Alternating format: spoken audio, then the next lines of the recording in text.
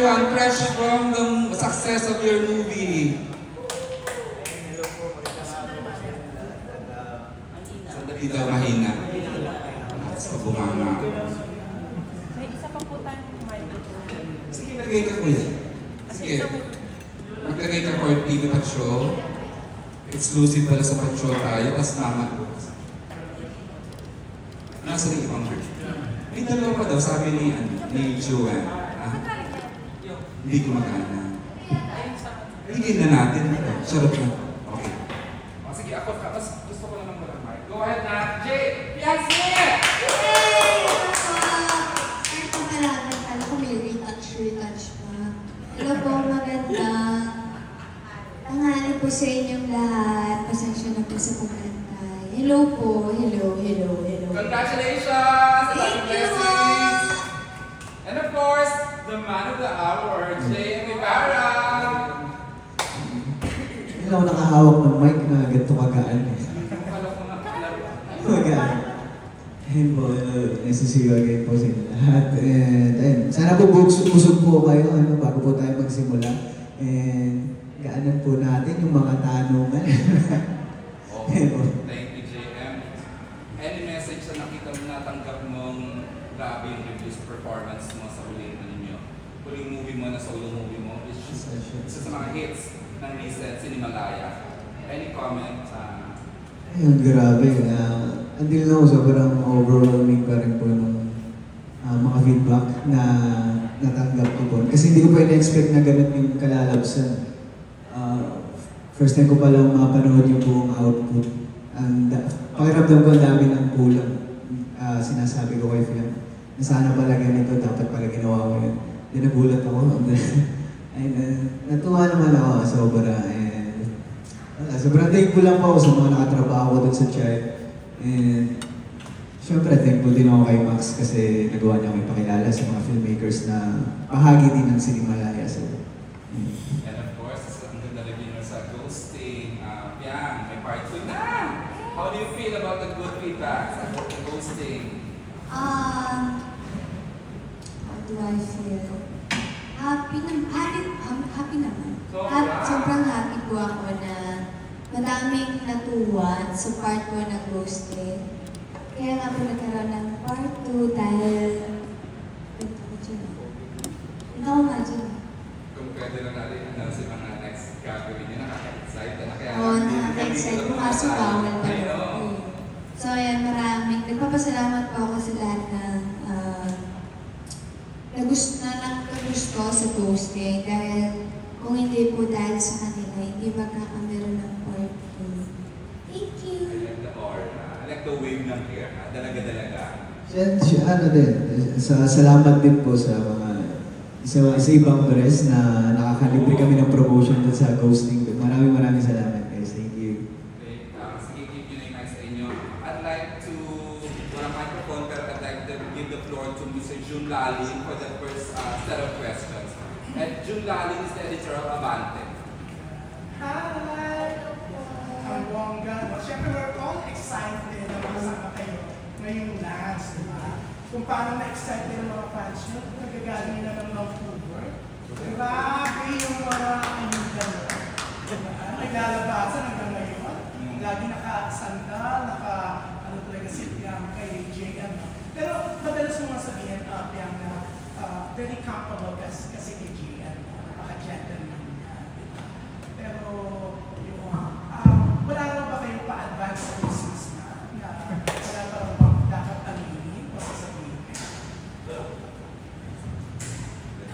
May something special naman talaga sa inyo. Kasi kita-kita, grabe yung mga eksena, yung mga ginap nyo, rehearsal to mga pag-rest nyo sa Vancouver, even yung nagaling pa kayo, limousine service, di ba? Bongga. Ulit-ulit lang yung sinasabi ko sa security club. Happy na po kami. As makasabi kami, dire-diretso lang po kami. I-enjoy lang namin. Pwede na magkasama kami. Makatrabaho man or sa labas man ng trabaho. As long as happy kami sa ginagawa namin. Walang makakis ko po. Yan lang po. Yeah. Very comfortable ka talaga. Oo, sobra. Kasi nanggaling po kami sa isang reality show, which is PBB, and nung mga panahon po na yun, best friends po talaga kami. As in, super close friends. So, kahit humilig ka sa kanya, alam mo, he will not take advantage. Yes, of course. Kasi isa po siyang maginoong lalaki. Ang ganda, maginoong lalaki, ang JM. No? Talagang ang lali, maginoong lalaki. Anong reaction mo doon, JM? Ay, hindi na ako si Crisostomo na. Yeah, yeah. Okay, anyways, kasama kayo, anong episode ng Shake, Rattle, and Roll? Evil Origins, yan. Hindi na ako sa episode 2. Episode 2. Yung present time. Present time, di ba? Tama. Ako, kasama tayo sa tayo.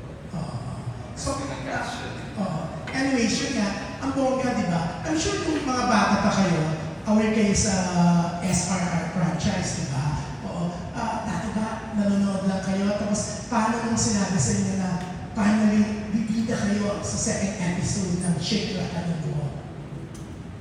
Ako sa akin, personally, sobrang happy ako naman kasi malaking bagay na sa akin, pinagpaguhan ko sa industriya ko. Malaking bagay ako pinag-conscious na isa rin sa mga tumatak na pelikulang Pilipino noong mga sinisita. So, malaking milestone po ito para sa amin. So, thankful ko lang po kami na isa kami sa amin. Mag-inabot na rin sa amin yung mata para mag-ikas dito sa SRR Iwalawin. So, sobrang overwhelming talaga. Yan, ang tiyan. Ako po, personally din, mahilig po talaga ako sa horror. Kasi sobrang hilig ko po sa kahit ng horror.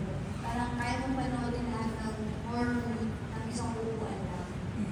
And nung nalaman ko po na meron na kami movie na horror, sobrang saya ko po. Kasi may factor po doon na matagal ko na din pong pangarap na bumay ng horror movie. Sa SRR pa, parang hindi mo po ata ko pinapanganak, may SRR na. Parang ano na siya hindi mawawala ng SRR every Christmas. So, sobrang saya ko na kinuha kami bilang lead star dito po sa episode ng SRR Everytime. And it's so nice, no? Kasi sabi mo, pag Christmas, ibabalik ng Christmas ang Shake, Rattle, and Roll, di ba? So, ready na kayo, handa na kayo with all the promos. Siyempre, may Parade of Star, may Awards Night, lahat. Ang Christmas, sigurado magkasama kayo kasi mag-iikot sa mga sige. Ay, ako, sobrang excited na po kami. Super excited. Especially, papanood ng buo yung SRR po. Excited po. And at least sa Pasko, sure ako magkasama kami. So, anyways. So, sa Christmas Day na kayo, mag-exchange gift po. First Christmas together. Wait, ganun po ba? Di ba pag Christmas party lang yun? Hindi, pwede kayo magbigay ng gift kasi it's Christmas Day. As friends. Yeah. As lovers. Ay, wow. Kailangan ko lang yung sarili ko. Wow!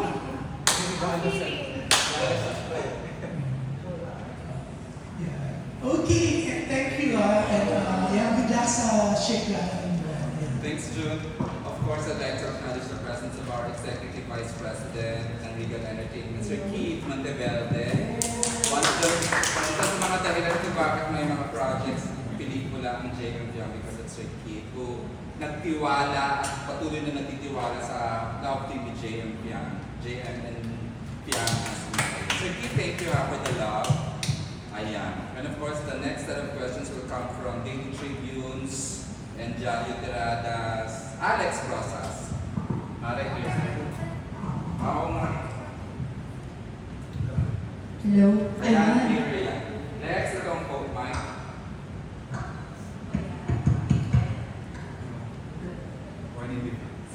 Hello. Was there any instance in your life na naka-experience kayo ng horror or something eerie and creepy? Costco. Kanina. Ako po, yes. Kasi ako po ay laking probinsya. So, pagka may mga instances, malakas po yung mga energy ng mga multo sa probinsya. And ako one time, parang... Ano province? Po? Ano province? Laguna po. Parang dulo siya ng Laguna. So, puro puno po talaga. Wala kang ibang makikita kundi puno lang. And nung time na parang mag-isa lang ako sa bahay na, yung bahay po namin, parang typical na probinsya lang po ng probinsyang bahay, ganun ba? Gets mo ba? Bakit ka na? Nadidistract ako. Nung time po na yun, parang mag-isa lang ako sa bahay. And then, sinulang tao, yung family ko din, wala. And yung kapitbahay lang po din namin dun, is family lang din namin. So, wala po talaga tao kasi ako lang. Nakalimutan ko na po ng event yung pinuntahan nila or kung anong occasion. And then, parang nag-CR ako ng one time. Tapos, may bumulong sa tenga ko na, Ali, totoo mo, joke ka tumawa. Hindi ako nag-young girl. Kasi totoo, na sinabi niya Ali. Ali po kasi yung nickname ko sa family ko. So, talagang bumulong, sabi ko, yun lang. Were you scared? What did you do? Nag-react lang po na, ganun lang. Kasi parang nakakagulat naman na may bubulong sa akin na totoo nga. Parang nakakagulat. First time ko po kasi yun, na may experience ng horror na parang tas ako lang mag-isa sa bahay. Yun lang, so far, huwag sanang maulit. How old were you then? 11, I think. 11 po ako naman. Yun po yung pinaka-tanda ko. Pero madami pa naman po akong experience. Sabi yun lang. Pero madami pa akong experience. Pero yun na lang po yung share ko. JS? Ako, parang wala po at never po ko nakakita ng kung ano man. Pero may isa lang po naranasan ng mga bata pa rin ako sa probinsya din sa Quezon. I guess kapag taga-probinsya, marami talagang na-experience eh. That time, halos same lang din. Parang ginaya yung boses ng tatay ko. Sabi, buksan mo yung pinto na kaya ko yung time na yun. So, hindi naman ako natakot ng time na yun. Gusto ko sigipin. Pero, siyempre ba? Nakailang beses lang siyang ulit-ulit banggitin yun. Buksan mo yung pinto na ako sa Parang duwende siguro. Po. One more question. Among the horror movies that you've seen, saan kayo pinaka-natakot? And why? Pwedeng international movie. Ako po, so far, wala pa naman. Kasi, hindi, I mean, siguro natatakot ako pag after kong panoodin, pero the next day, wala na. Kasi yung mga jump scare, yung parang mga fresh pa lang sa akin. Pero so far pa naman po sa lahat na napapanood kong movie, wala pa naman akong napanood na na-trauma or what. Kasi I love watching horror movies na po. Isa sa mga favorite kong genre ng mga movie or so far wala pa naman. JM? Wala rin po. Pero may nakatumatak lang siguro sa akin yung part na MRT na sa I think 8 ata yun or 9. Grabe yung inis ko nun, yung ending nun. Yung kinulong ata si Jeep. And then akala ko may pagka-happy ending, hindi pa pala siya.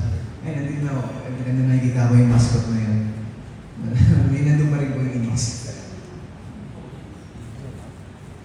Thank you. Congrats yan kasi it's been 1 year simula nung manalo ka. Ay, salamat. At ang journey mo ay super successful. I think you are the standard by which PBB housemates will be measured. Thank you.